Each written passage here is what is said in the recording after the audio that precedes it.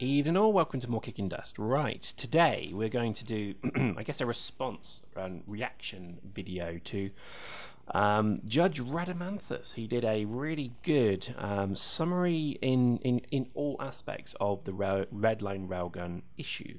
And I'm going to include the link in the description. Go and watch it. Pause this. Go and watch that. You need 30 minutes, by the way. It's quite a long video, but it's well worth watching.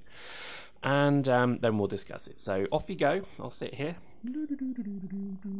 Right, you've watched it, yeah? Brilliant, wasn't it? Let's talk about it. The thing to bear in mind with that whole video was it needed to be done, and it needed to be done exactly in that way that it was done. Because too many times you can have a debate with somebody in the Dust 514 popular online game community who will turn around to you and say, you know, shut up, bro, you're wrong because I'm right.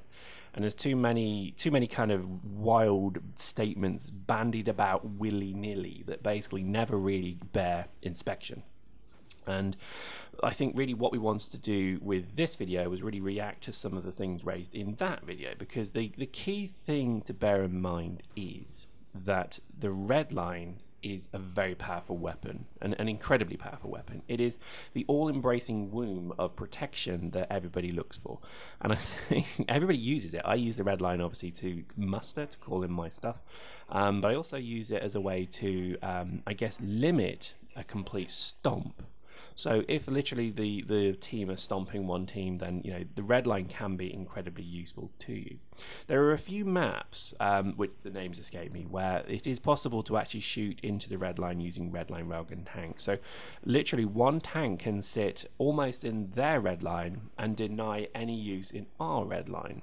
Unbelievable, I know, but it's incredible because this is happening.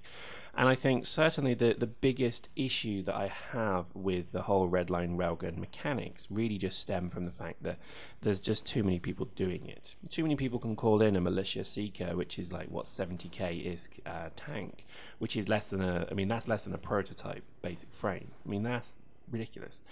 And they can basically then sit there and with impunity destroy whatever they want in front of them.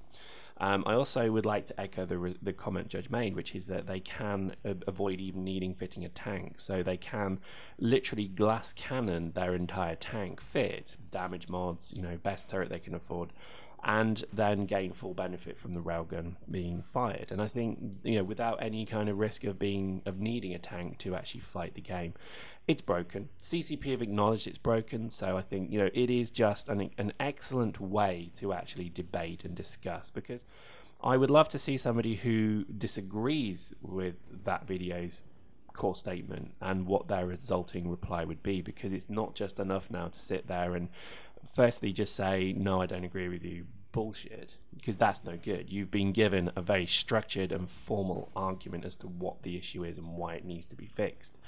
To come back at that, you need to have the same level of rigor in what you do. And I think there's a lot of people out there who would love to see redline railgunning continue, because obviously they're really reaping the benefits of it. And plus some people are just massive dicks.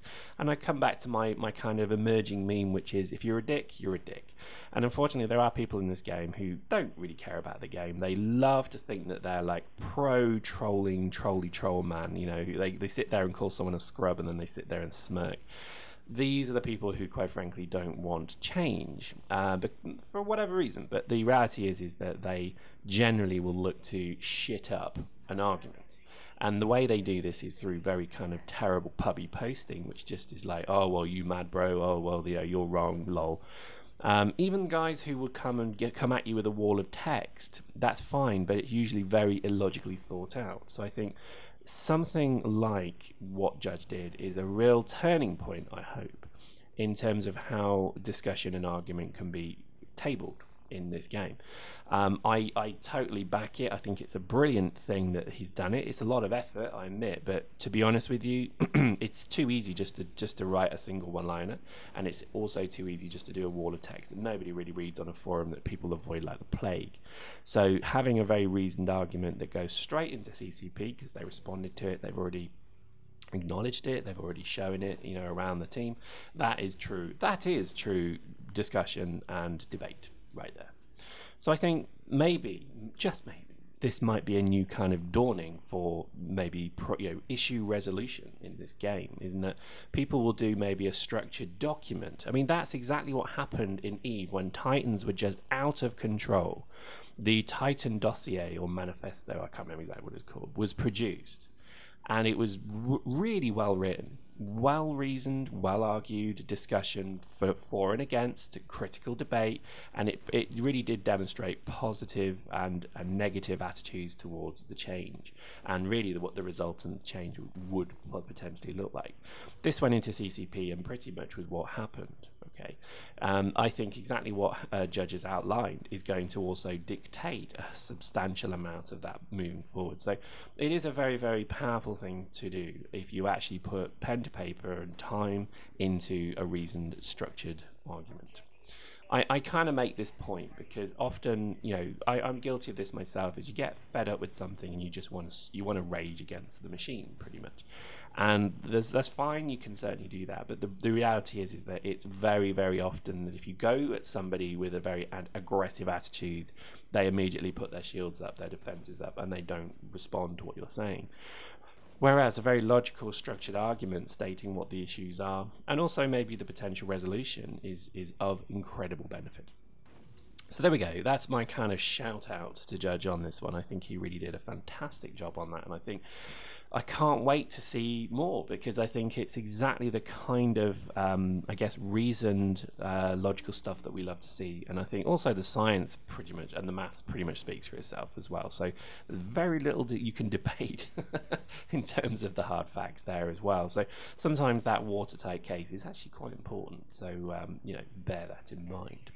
So let's talk dropships. After that very long whinging diatribe about somebody being right, I think this is dropships are pretty fun at the moment. I'm doing quite a lot more than I thought I ever would, because dropships are not cheap. This one is about $500,000-isk spend, but look at that. Look at the damage it can do. Amazing fun with prototype turrets. I know I'm using prototype whatever's. Then it's kind of a way, but they're all using prototype suits. So what am I going to do? That's my justification, and I'm sticking with it. But it's just so much fun. I mean, that was like, 5 kills in the space of like 2 or 3 missiles. It's pretty fun. I've got to admit, I'm surprised. And I would go back to my previous statement made in a previous Kicking Dust, which is that dropshipping, in my opinion, probably next to scout suits, are one of the most challenging things or roles in the game at the moment, because, redline railgun tanks are able to swap me out the sky in 2 shots. I think also RDVs have got the capability of destroying me immediately. I am lucky as balls that didn't kill me. But what you're about to see here is, again, a miracle that it didn't kill me. I'm coming in to swoop and kill this dude, and he forge guns me, and I actually fall into the building. It's, again, an absolute miracle I'm not died. And somehow my repper just managed to keep me going, and I managed to bumble out. So let's just review what happened then. I basically was swooping down on a tank to basically YOLO swag him, and he must have forge gunned me, I guess, or somebody forge gunned me, or railgunned me, I'm not sure, but it fired me into the structure you see there, and I thought, well, that's me done. But then I realized, actually I'm still on my wheels, kind of. It's like when you roll a car. I don't know if you've ever done that. As long as you keep it on the wheels, that's kind of the key thing. And I managed to get out. So this is why I think dropships are so challenging, because that was a brown trouser moment, I can tell you right there.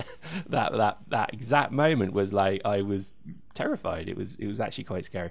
The fact that they're so expensive as well, because makes it more interesting as well. The tanking of this game is pretty boring now, I think. Only from my point of view. I know others are loving it, but tanking is pretty boring because there's not really any risk or versus the reward.